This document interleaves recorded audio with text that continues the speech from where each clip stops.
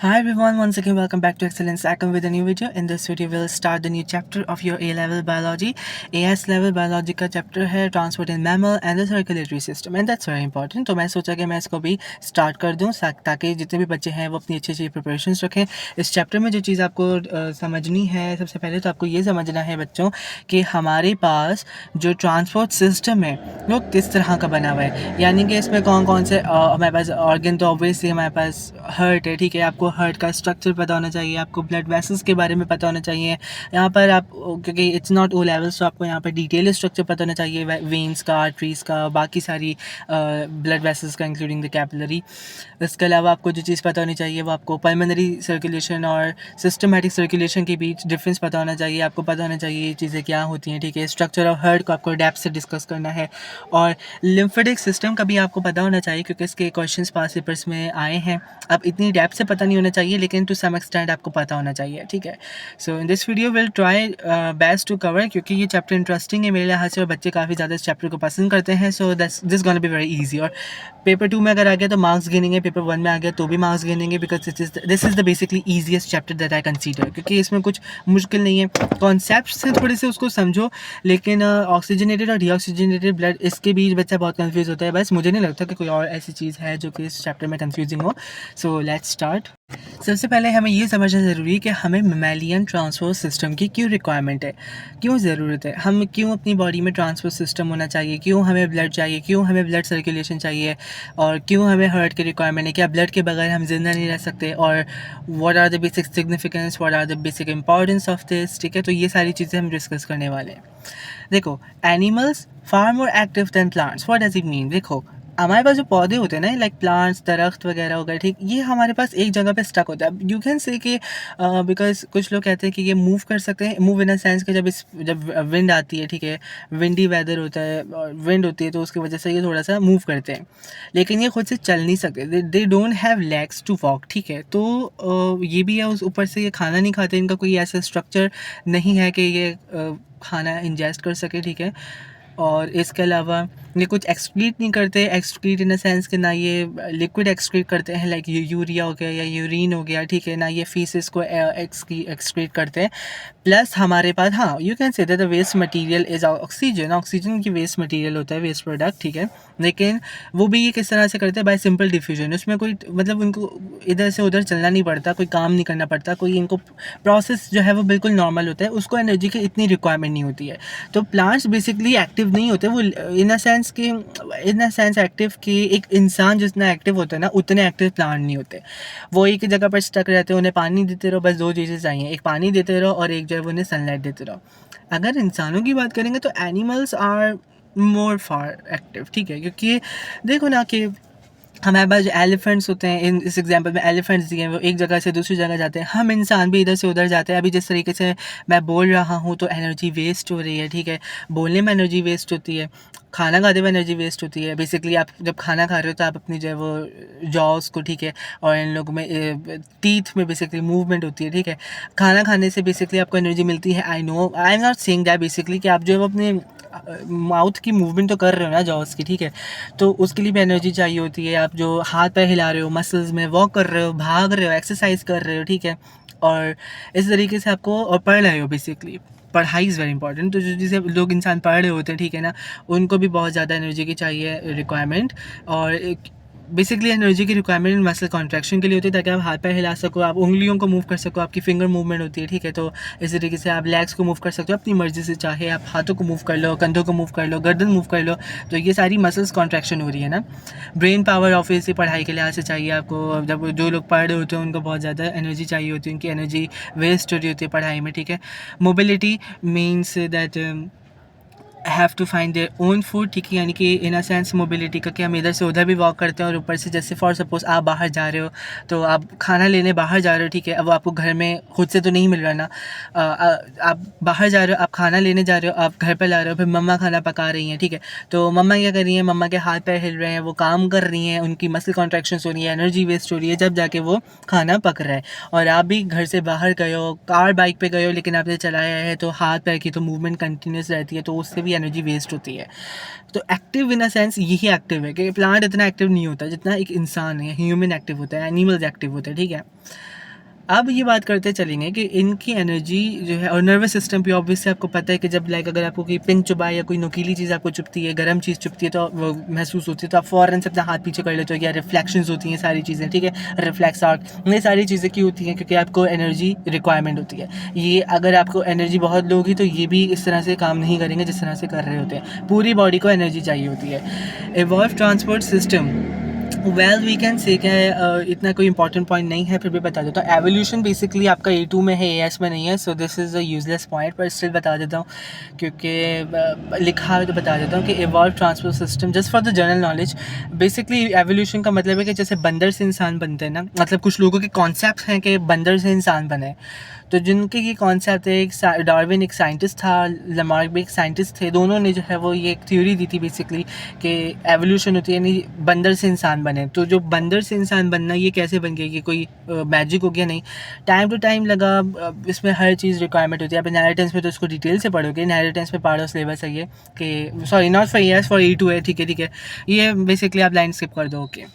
तो बहरहाल ये हमारे पास ट्रांसपोर्ट सिस्टम जो है वो कॉम्प्लेक्स होता है ह्यूमन बॉडी में, तो ऑब्वियसली क्योंकि ह्यूमन बॉडी में हमारे पास प्लांट्स में तो नहीं होता। और हमने फ्रॉग की एक एग्जांपल ली थी, जैसे कि आपको यहाँ पर डबल सर्कुलेशन और सिंगल सर्कुलेशन के बारे में बताया हुआ है। तो सिंगल सर्कुलेशन कॉम्प्लिकेटेड नहीं होती, while double circulation is a bit complicated, ठीक है, पर कॉम्प्लिकेटेड इतनी भी नहीं क्योंकि आप एक इंसान हो, आपको इंसानों के बारे में तो पता होना चाहिए, ठीक है। Diffusion too slow, the surface area is not enough, यानी कि बेसिकली इन अ सेंस हम ये कह सकते हैं कि एक लीफ है, ठीक है, लीफ का एक स्ट्रक्चर देखो और उसकी स्किन देखो, और फिर एक इंसान की स्किन देखो, ज़मीन आसमान का फ़र्क है। हमारी तो बॉडी भी इस काबिल नहीं है कि वो डिफ्यूजन प्रॉपर्ली कर पाए, ठीक है, यानी कि हमारी स्किन में डिफ्यूजन इतनी नहीं होती है, ठीक है, जिस तरीके से एक लीफ में डिफ्यूजन होती है। तो वहाँ तो डिफ्यूजन ही डिफ्यूजन है, यहाँ पर कुछ भी तरह कोई वो नहीं है, मतलब ठीक है, बहुत स्लो या नहीं है, ना होने के बराबर। तो उस लिहाज से हम ये कहते हैं कि ट्रांसपोर्ट सिस्टम ज़रूरी है कि हमारे पास जो भी हाथ पैर हिल रहे हैं और बॉडी वर्क कर रही है, तो ये बॉडी वर्क करने के लिए इसको एनर्जी चाहिए भाई, और एनर्जी इसको मिलेगी ऑक्सीजन से, और ऑक्सीजन मिलेगा इसको ब्लड से, तो ब्लड चाहिए। अब well discussing the pulmonary circulation then will discuss the systematic circulation, दोनों बहुत ईजी हैं, ठीक है। The pulmonary circulation is basically, देखो हमारे पास जो है ना, जो मैंने डबल सर्कुलेशन बताया, तो डबल सर्कुलेशन में पल्मोनरी और सिस्टमैटिक आ रहा है।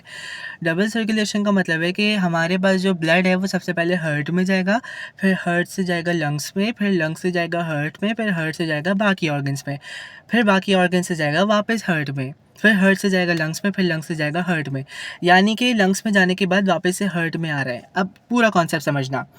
हमारे पास मैंने आपको बताया जब हम वर्क करते हैं तो हमें एनर्जी चाहिए होती है, मसल्स को एनर्जी चाहिए होती है, ठीक है। इसी तरीके से किडनी अपना फंक्शन कर रही है, उसे एनर्जी चाहिए, लिवर अपना फंक्शन कर रहा है, उसे एनर्जी चाहिए, इन सबको ऑक्सीजन की रिक्वायरमेंट होती है। तो ये ऑक्सीजन इन्हें कहाँ से मिलती है? By the oxygenated blood. तो ऑक्सीजनेटेड ब्लड तुम दोगे तो वहाँ से उन्होंने ऑक्सीजन ले ली, अब वो वापस दे देते हैं carbon dioxide. Carbon dioxide basically means poor in oxygen and rich in carbon dioxide concentration, ठीक है। तो हमारे पास जो ब्लड होता है वो अब ऑक्सीजनेटेड नहीं है, वो डीऑक्सीजनेटेड ब्लड है, ठीक है। तो डीऑक्सीजनेटेड ब्लड का मतलब क्या है? वो ब्लड जिसमें ऑक्सीजन पुअर है, यानी ऑक्सीजन ना होने के, मतलब ना होने के बराबर तो नहीं, मतलब कंसनट्रेशन बहुत ही लो है, इतनी नहीं है कि वो काम कर पाए, और कार्बन डाइऑक्साइड की कंसनट्रेशन ज़्यादा है। एंड यू नो व्हाट कि कार्बन डाइऑक्साइड हमारे पास वेस्ट प्रोडक्ट है। आप एक्सहेल क्या करते हो अपनी नाक से? Carbon dioxide. आप इनहेल क्या करते हो? ऑक्सीजन। तो जो सांस आप ले रहे हो, जो ऑक्सीजन आप अंदर ले रहे हो लंग्स में, वो जा रहा है आपके डीऑक्सीजनेटेड ब्लड में, और उसको कन्वर्ट कर रहा है इनटू द ऑक्सीजनेटेड ब्लड। और जब कन्वर्जन हो रही है तो कार्बन डाइऑक्साइड भी बाहर, यानी कि डीऑक्सीजनेटेड ब्लड से हट रहा है, तभी तो वो ऑक्सीजनेटेड हो रहा है। तो ये जो कार्बन डाइऑक्साइड हट रहा है, ये कहाँ जा रहा है वापस? ये वापस जा रहा है टुवर्ड्स एटमॉस्फेयर, यानी कि आप इसको अपनी नाक से कार्बन डाइऑक्साइड को एक्सहेल कर देते हो कंप्लीट, ठीक है, बिकॉज इट्स वेस्टेज।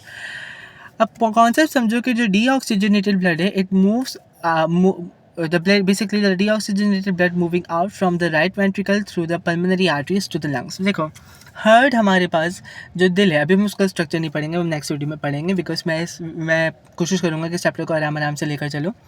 जो स्ट्रक्चर ऑफ हार्ट है ना, स्ट्रक्चर ऑफ हार्ट हम जब डिटेल से पढ़ने वाले हैं तो उसमें हम समझेंगे कि एक पंपिंग ऑर्गन है, ये पंप करता है ब्लड को, ठीक है। तो जब पंपिंग ऑर्गन है तो उसमें हमारे पास 4 चैम्बर्स होते हैं। पहला चैम्बर है राइट एट्रियम, दूसरा चैम्बर है राइट वेंट्रिकल, तीसरा चैम्बर है लेफ्ट एट्रियम, चौथा चैम्बर है लेफ्ट वेंट्रिकल, ऑर्डर याद नहीं रखना, ऑर्डर नहीं है ऐसा कोई, बेसिकली ये बस 4 चैम्बर्स याद करने हैं। तो जितना भी हमारी बॉडी ने, हमारी मसल्स ने जो काम कर रहे थे उसने ऑक्सीजन लिया और कार्बन डाइऑक्साइड वापस दे दिया ब्लड को, तो वो बन गया डीऑक्सीजनेटेड ब्लड। अब वो जो डीऑक्सीजनेटेड ब्लड है वो जाएगा हार्ट में। तो वो हार्ट में कहाँ पे जाएगा? First it will enter to the right atrium, फिर राइट एट्रियम से वो ब्लड कहाँ पे जाएगा? राइट वेंट्रिकल में, फिर राइट वेंट्रिकल से वो ब्लड जाएगा कहाँ पर? Into the lungs. और लंग्स में जिस तरह से जा रहा है वो है हमारे pass through the pulmonary arteries.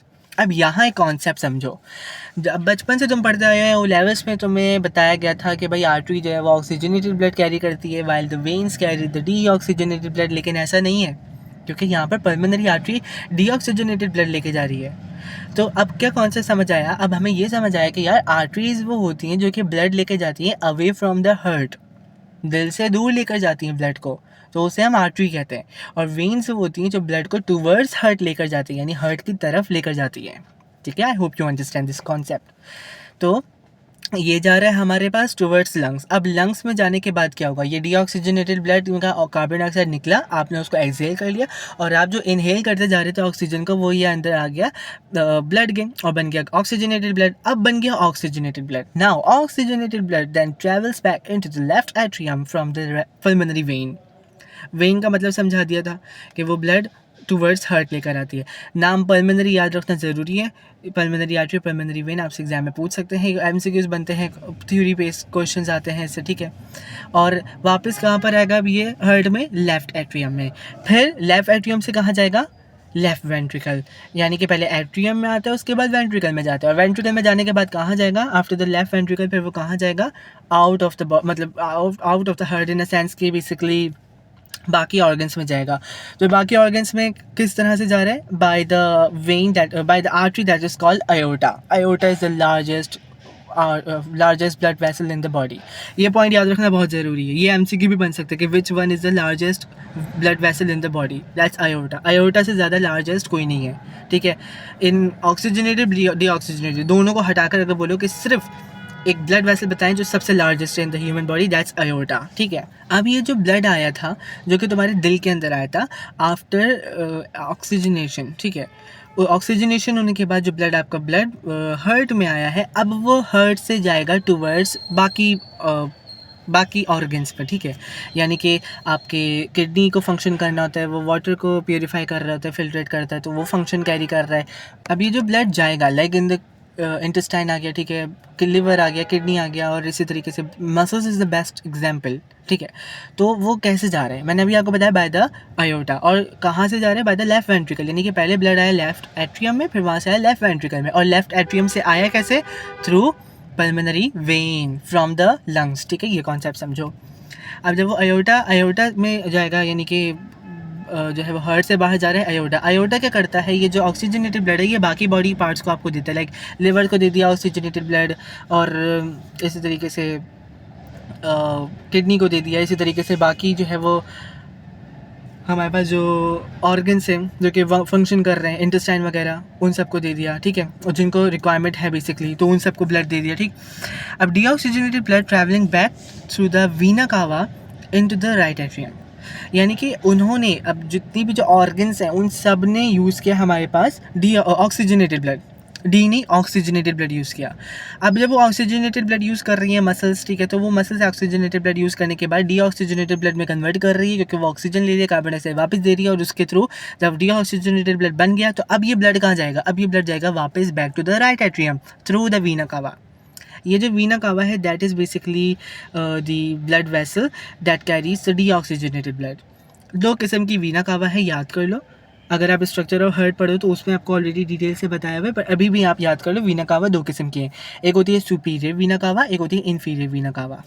Superior Veena कावा जो होती है वो आपके पास डीऑक्सीजनेटेड ब्लड लेकर आती है from the head and from the arms, यानी कि हार्ट का जितना भी ऊपर का पोर्शन है वहाँ से डीऑक्सीजनेटेड ब्लड आ रहे हैं इनटू द हार्ट। और इन्फीरियर वीना कावा जो होती है, इन्फीरियर वीना कावा वो ब्लड लेकर आती है, डीऑक्सीजनेटेड ब्लड लेकर आती है from the abdomen side, lower limb. ठीक है, यानी कि all the organs that are below the heart. ठीक है, मैंने जिस तरह से याद किया हुआ है। तो अब सिस्टमैटिक और पल्मोनरी सर्कुलेशन में क्या डिफरेंस है? पल्मोनरी सर्कुलेशन होती है लंग्स के, pulmonary basically is the word derive और लिंक टू द लंग्स, ठीक है। और सिस्टमैटिक यानी कि बाकी सिस्टमैटिक ऑर्गन्स में, ऑर्गन सिस्टम्स में, ठीक है, क्योंकि हमारे पास ऑर्गन सिस्टम होता है, लाइक किडनी का एक अलग ऑर्गन सिस्टम है, स्टमक का, इसी तरीके से सिस्टमैटिक सर्कुलेशन कहते हैं। अब मैं वापस एक छोटे से आपको रिवाइज करवा दूँ, क्विक रिवीजन कर दूँ। पल्मोनरी सर्कुलेशन होती है कि ब्लड जो है हार्ट से डीऑक्सीजनेटेड ब्लड यानी कि गंदा खून वो जा रहा है लंग्स में, लंग्स उसे प्योरीफाई कर रहा है यानी कि डीऑक्सीजनेटेड ब्लड से डीऑक्सीजनेशन कर रहा है, और ऑक्सीजनेटेड ब्लड वापस में जा रहा है हार्ट में। ये हो गया पल्मोनरी सर्कुलेशन। अब ये जो हार्ट में आया है साफ़ खून, यानी कि साफ़ खून मीन्स ऑक्सीजनेटेड ब्लड, अब ये खून जाएगा बाकी ऑर्गेनल्स में और उन्हें देगा ताकि वो हाथ पैर हिला सके, मतलब जो है जिस तरह आप हाथ पैर हिला रहे हो आप हिला सको, बेसिकली मसल्स को देगा ताकि वो प्रॉपर्ली फंक्शन कर सकें। और फिर वहाँ से जो गंदा खून है, क्योंकि ऑब्वियसली जब वो यूज़ कर रहे हैं ब्लड को, तो ब्लड ऑक्सीजनेटेड थोड़ी देगा, ऑक्सीजन यूज़ करके कार्बन डाइऑक्साइड दे दिया, वापस डीऑक्सीजनेटेड ब्लड जाएगा वापस हार्ट में। तो ये जो सर्कुलेशन है हम कहते हैं systematic circulation. I hope basically that this is very easy and you understand right now. Now let's first of all understand the cardiovascular system, और cardiovascular system बहुत easy होगा। अब तुम लोगों को समझ में आएगा कि मैं इतनी देर से क्या क्या समझा रहा था। देखो अब तुम सिर्फ डायग्राम से समझो और you can master it very clearly. In the cardiovascular system आप ये देखो कि हमारे पास जो ब्लड है, अब मैं तुम्हें सबसे पहले पल्मोनरी सर्कुलेशन समझाता हूँ, ठीक है। जो हमारे पास पल्मोनरी सर्कुलेशन है ना, उसमें हमारे पास जो हार्ट है ना, अब हमारे पास यहाँ पर जो ब्लू कलर का ब्लड दिख रहा है that's representing your deoxygenated blood, और जो रेड कलर का आपको ब्लड दिख रहा है दैट्स योर ऑक्सीजनेटेड ब्लड, ठीक है। अब जो डीऑक्सीजनेटेड ब्लड है ना इनटू द हार्ट, वो जा रहा है लंग्स की तरफ बाय पल्मोनरी आर्टरी, जहाँ से कार्बन डाइऑक्साइड को वो बाहर फेंक रहा है जो आप एक्सेल कर रहे हो फिर इनटू द एनवायरनमेंट, और आप एनवायरनमेंट से जो ऑक्सीजन ले रहे हो वो आपको ब्लड में थ्रू द कैपिलरी नेटवर्क वहाँ पे आपके पास ब्लड में आ रहा है और वो बन गया ऑक्सीजनेटेड ब्लड। अब ये जाएगा इनटू द लंग्स बैक, और किससे जा रहा है? By the pulmonary when. It is called pulmonary circulation. इतना बच्चों वाला है, ठीक है। अब जो ये हार्ट है जिसमें ऑक्सीजनेटेड ब्लड आया है, ये जाएगा एओर्टा के थ्रू बाकी ऑर्गन्स में, लाइक आप इसको कैरोटिक आर्टरी याद करने की ज़रूरत नहीं है, ठीक है, लेकिन सब क्लेवियन आर्टरी याद करनी है क्योंकि सब क्लेवियन आर्टरी आपके एग्जाम्स में यूज़ हुई है, जो कि आपको आर्म्स में पहुंचाते हैं ब्लड, ठीक है, यानी कि हेड और आर्म में आपको जो ब्लड पहुंचाता है ऑक्सीजनेटेड ब्लड। और सब क्लेवियन वेन्स जो होती है हमारे पास, ठीक है, वो हमारे पास ब्लड वापस लेकर आती है टुवर्ड्स लंग्स। आपको जुगुलर वेन याद करने का ज़रूरत नहीं है, ठीक है, क्योंकि it's not part of your syllabus, ठीक है।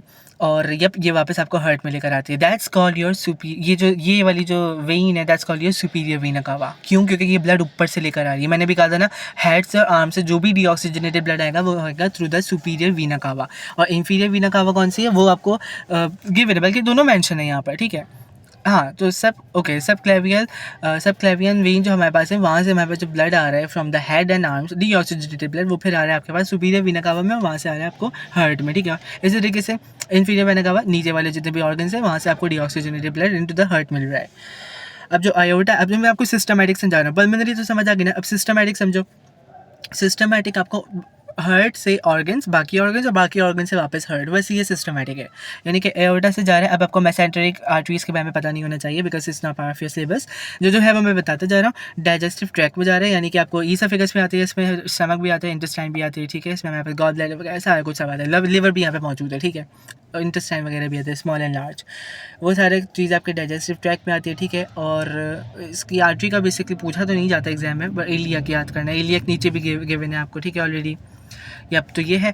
और लिवर में हमारे पास जो लिवर में हमारे पास जो आर्टरी होती है जो कि हमारे पास ऑक्सीजनेटेड ब्लड देती है, that's called the hepatic artery, जो कि मेंशन नहीं है, या मे बी मेंशन है, मुझे दिख नहीं रही, नहीं मेंशन नहीं है। ओके, हेपेटिक आर्टरी, ये जो हेपेटिक आर्टरी है ये ब्लड देती है oxygenated blood towards lungs, towards liver, और लिवर से जब वापस डीऑक्सीजनेटेड ब्लड आता है that's coming by the hepatic when. अभी हेपेटिक पोर्टल वेन को इग्नोर कर दो, अभी सिर्फ हेपेटिक वेन को याद कर लो, ठीक है। और इसी तरीके से हमारे पास जो है स्टमक काम कर रहा है, तो उसे भी आर्टरी में जो है आर्टरी वो सप्लाई करती है ऑक्सीजनेटेड ब्लड, और उसकी जो वेन्स है वो वापस डीऑक्सीजनेटेड ब्लड लेकर आती है। अब एक बहुत इंपॉर्टेंट बात यहाँ पे याद करो कि हमारे पास जो इंटेस्टाइन्स होते हैं, ठीक है, इंटेस्टाइन्स हो गया हमारे पास, और डाइजेस्टिव ट्रैक होती है, तो उस डाइजेस्टिव ट्रैक जो होता है हमारे पास, उसमें बेसिकली इन अ सेंस कि उसमें हमारे पर्टिकुलरली कोई वेन नहीं होती ऐसी कि जो डायरेक्ट जो है वो डीऑक्सीजनेटेड ब्लड लेकर जाए, ठीक है। टूवर्ड्स हार्ट, हमारे पास यहाँ पर हेपेटिक पोर्टल वेन होती है। हेपेटिक पोर्टल वेन क्या होती है? ये वो वेन होती है जो कि जितनी भी जो हमारे पास डाइजेस्टिव ट्रैक है ना, उससे सारा ब्लड देती है लिवर को, और लिवर पे वापस पहुँचाते हैं हार्ट को, और ये ज़रूरी भी है, ठीक है? क्योंकि अगर ये वाली वेन्स ना हो ना, तो फिर आपका जो वाटर है, जो कि आपने पिया था पानी, जो आपके पेट में पानी कहते नहीं स्टमक में गया था, तो फिर स्टमक से वो फिर किडनी के थ्रू कैसे पहुँचेगा? पहले तो यूरिया बनता है ना, और यूरिया कहाँ बनता है? लिवर में। लिवर के लिए यूरिया इंपॉर्टेंट है, लिवर ही यूरिया बनाता है, तो वो जो पानी है वो सबसे पहले उसको लिवर में जाना है, तो वो भी हेपेटिक पोर्टल वेन के थ्रू जाता है। लेकिन because it's not digestion, it's not your excretion, तो मैं यहाँ पर ये पॉइंट इंक्लूड नहीं कर सकता, बट बेसिकली ये इंपॉर्टेंट इसलिए भी होती है। हेपेटिक पोर्टल वेन का ये भी बेनिफिट है, ये इंपॉर्टेंट है, ठीक है। नाउ इसी तरीके से हमारे पास किडनी में जो आर्टरी जो कि ऑक्सीजनेटेड ब्लड लेकर जाती है, that's called your renal artery, और इससे जो ब्लड वापस लेकर आ रही होती है, यानी कि डीऑक्सीजनेटेड ब्लड वापस से हार्ट की तरफ आता है, वो आता है बाय द रेनल वेन। इसी तरीके से इलियक आर्टरी हमारे पास लोअर लिम्ब की तरफ लेकर जा रही होती है डीऑक्सीजनेटेड ब्लड, और डीऑक्सीजनेटेड ब्लड इलियक वेन वापस लेकर आ रही होती है, ठीक है। ट्रंक एंड लेग्स, यहाँ पर हमारे पास इलियक आर्टरीज एंड वेन्स का काम होता है। So yep, that's structure, all the things, ये ऑल द ब्लड वेसल्स, और ये पूरा कहलाता है हमारे पास पल्मोनरी, सॉरी सिस्टमैटिक सर्कुलेशन। ये पल्मोनरी नहीं है, सिस्टमैटिक सर्कुलेशन कहलाती है। ऊपर का भी याद कर लो कि आयोटा जो ब्लड लेकर जा रहे हैं हेड एंड आर्म्स, मैंने अभी आपको बताया हेड एंड आर्म्स पे जो ब्लड लेकर जा रहे हैं, कैरोटिक आर्टरी आपको याद करने की जरूरत नहीं है, आप इसको सिर्फ सबक्लेवियन आर्टरी याद रख लो, क्योंकि ये आपको एमसीक्यू पूछा गया है, और एमसीक्यूज में आपसे सबक्लेवियन आर्टरी पूछे जाते हैं, सबक्लेवियन वेन्स पूछे जाते हैं, ठीक है। लेकिन ये जो जुगुलर वेन्स और कैरोटिक आर्टरीज याद कर लो for your general knowledge is best, पर एमसीक्यूज या थ्योरी बेस्ड क्वेश्चन पर मतलब बेसिकली आपको 11th में ये पार्ट ऑफ सिलेबस नहीं है। Alright, so that's up till now, और इसके अलावा कुछ भी अगर कुछ समझ नहीं आया तो मुझे कमेंट कर देना, ठीक है, या फिर डीएम कर देना इंस्टा पर, आई एम ऑलवेज देयर। मुझे फॉलो लाजमी कर लो, 1000 मुझे फॉलोवर्स चाहिए, जिस तरह से यहाँ पे 1000 सब्सक्राइबर्स के, वहाँ पे 1000 फॉलोवर्स कर दो लाजमी, अभी जाके करो, ठीक है। और लिंक इसका डिस्क्रिप्शन में है इंस्टा का भी, तो लाजमी जाके फॉलो कर लेना, ठीक है। व्हाट्सएप चैनल पर अपडेटेड रहो ताकि वॉइस मेल्स हमें मिलती है टाइम टू टाइम।